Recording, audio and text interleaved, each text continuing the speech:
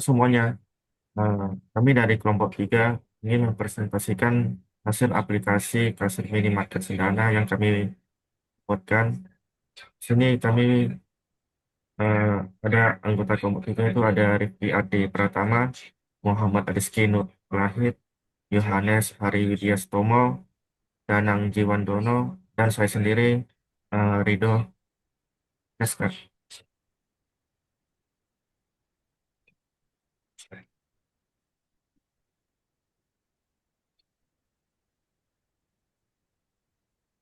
Slide pertama ini ada tentang visi proyek, yaitu modernisasi transaksi retail melalui e-commerce. Di era digital, efisiensi dan akurasi adalah kunci. Sistem kasir manual rentan terhadap kesalahan dan memperlambat layanan. Proyek ini bertujuan untuk membangun solusi digital yang efisien menggunakan Visual Studio. Yang pertama itu merancang aplikasi kasir yang fungsional dan user friendly. Yang kedua itu mengimplementasikan konsep inti pemrograman visual. Yang terakhir itu yang ketiga mengelola transaksi penjualan dengan perhitungan otomatis. Nah, next, Kak.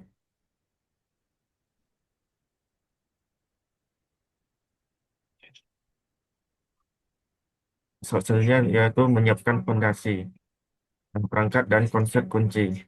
Yang terdiri ada yaitu IDE, Visual Studio Interregulal, dan ada komponen UI, Command, dan Container Control. Nah, yang ketiga ada interaktivitas, yang terdiri ada event handling, state box, custom dialog, kemudian ada logika dan data yang memiliki variabel konstanta, operator aritmatika, type enumeration. Dari setiap konsep ini adalah fondasi yang memungkinkan aplikasi kami berfungsi dengan solid dan andal. Selanjutnya, eh, silakan anggota lain.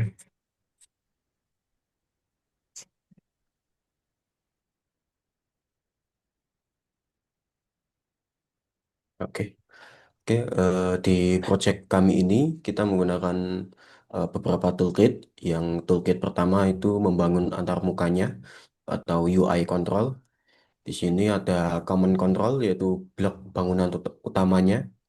Ada beberapa, satu text box atau input pengguna, yang kedua button pemicu aksi, tiga combo box pilihan terstruktur, keempat ada list view tampilan data rinci, lalu kelima ada checkbox untuk opsi binary.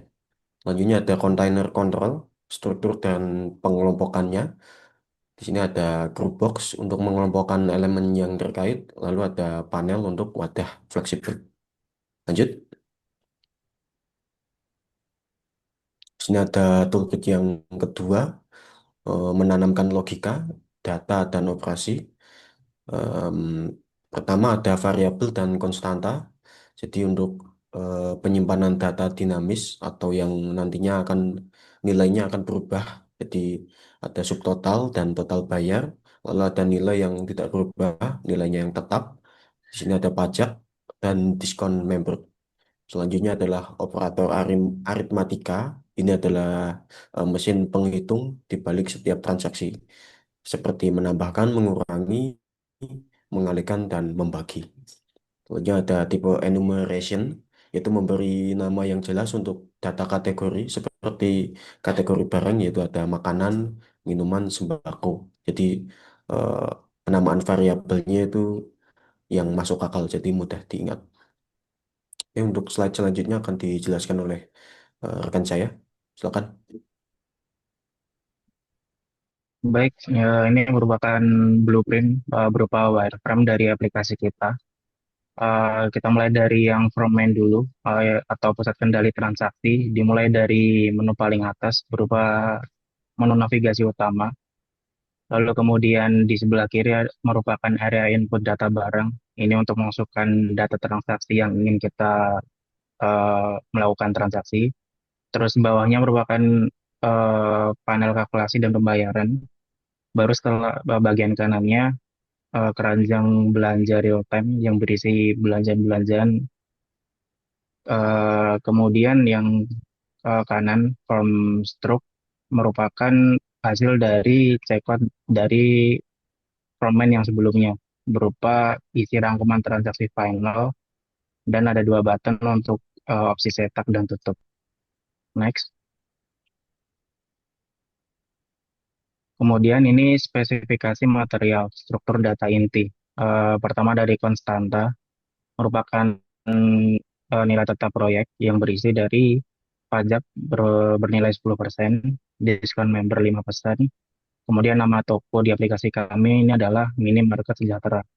Kemudian detail dari enumerasi kategori barang berupa makanan, minuman, sembako, kebersihan, elektronik. Struktur data yang terdefinisi dengan baik memastikan konsistensi dan akurasi dalam setiap kalkulasi. Untuk selanjutnya bisa oleh anggota lain.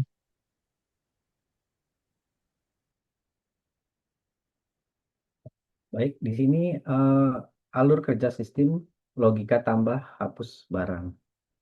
Di sini ada proses tambah barang, ada input data barang, menerima data dasar misalnya item dan jumlah, ada validasi, memastikan item data yang valid sebelum proses lebih lanjut, ada hitung subtotal item, kalkulasi awal item yang baru dimasukkan.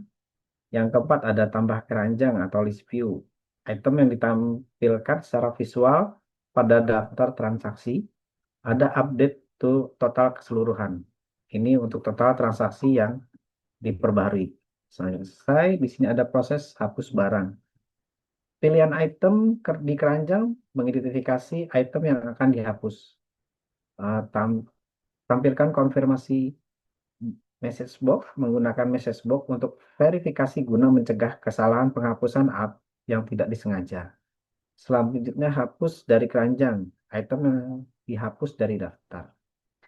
Selanjutnya ada update total keseluruhan. Total transaksi dihitung ulang atau dikurangi untuk mencerminkan perubahan dan selesai.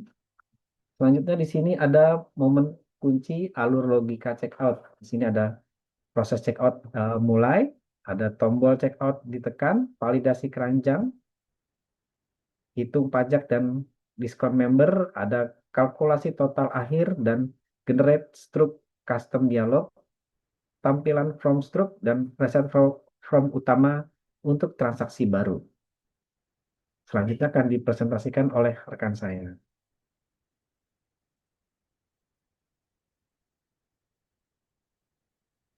Iya, di sini adalah hasil akhir aplikasinya. Desainnya sudah diterapkan sesuai dengan rancangan awal blueprint. Di situ bisa kita perhatikan bahwa di atas ada input data-data yang dimasukkan, ada kode barang, nama barang, harga satuan, jumlah, dan kategorinya dengan pilihan yang sudah ditetapkan di awal. Lalu ada tombol klik tambah ke keranjang, nanti item yang diinputkan akan masuk ke kolom yang di sebelah kanan, itu ada keranjang belanja, di situ adalah item-item yang dimasukkan sebanyak yang diperlukan. Lalu ada hapus item di bawah, itu gunanya jika ada yang salah, nanti bisa dimasukkan kembali. Di sebelah di bawah kita bisa perhatikan itu ada total bayar, di situ adalah hasil akhir setelah perhitungan menggunakan diskon member atau tidak, menggunakan lain-lain atau tidak, seperti itu. Lalu jika sudah selesai, kita pastikan kita bisa klik tombol checkout, di situ tombol checkout diklik. Next, tombol checkout diklik, kita akan muncul kotak dialog berupa struk. Di situ custom dialog, jadi untuk menyajikan rangkuman transaksi, kita gunakan custom dialog modal untuk memastikan fokus pengguna ke struk tersebut. Nah, di struk diperhatikan, lalu ada pilihan cetak. Ketika dicetak, akan keluar sesuai dengan struknya yang ditampilkan, atau kita selesai, kita klik tombol tutup, lalu akan mulai transaksi baru. Untuk selanjutnya, cukup. Saya kembali. Evaluasi konstruksi. Di sini proyek ini berhasil mentransformasikan konsep teori menjadi aplikasi e-bisnis yang fungsional dan relevan. Di situ ada 4 poin yang bisa perhatikan, yaitu implementasinya berhasil, sukses menerapkan common control, container control, dan event handling. Lalu yang kedua ada logikanya akurat. Logika bisnisnya menggunakan variabel, konstanta, operator, dan aritmatika yang berfungsi sesuai dengan harapan. Yang ketiga, interaksinya efektif menggunakan message box dan custom dialog dapat mengkomunikasikan dengan pengguna. Yang keempat itu tujuannya tercapai, mampu mengelola transaksi secara lengkap dan membuktikan kelayakan konsep. Saya kembalikan ke host.